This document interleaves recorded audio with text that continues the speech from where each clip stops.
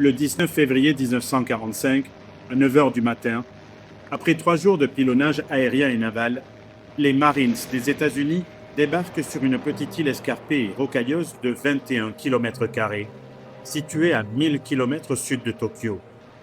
Cette île s'appelle Iwo Jima.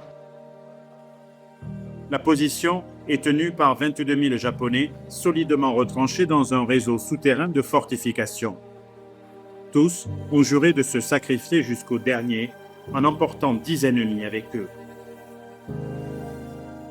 La mémoire collective retient souvent de cet événement cette photo, signée Joe Rosenthal.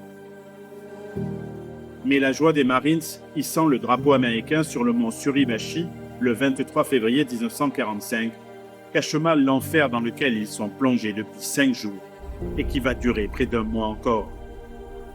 Dès les premières heures, le 19 février 1945, les troupes débarquées se sont retrouvées agglutinées sur la plage. Impossible d'avancer à l'intérieur des terres. Les pertes sont nombreuses. 2 heures seulement après le début de l'offensive, l'état-major devait engager les unités d'infanterie de réserve. L'île ne sera définitivement sécurisée que le 26 mars 1945. Les Marines, qui ont perdu près de 8000 hommes, morts et disparus, ne font que 216 prisonniers parmi la garnison nippone. 21 800 Japonais sont morts ou disparus. Jusque dans les derniers jours de combat, hormis près des plages, aucune zone de l'île ne pouvait être réellement considérée comme étant une zone sûre.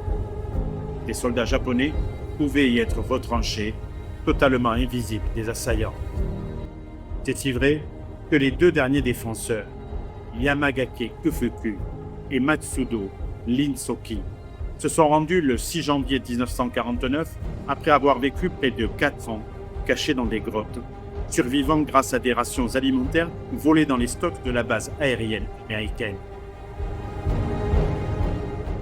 Alors, cela vous dirait un épisode complet de Champ de bataille sur Iwo Jima ?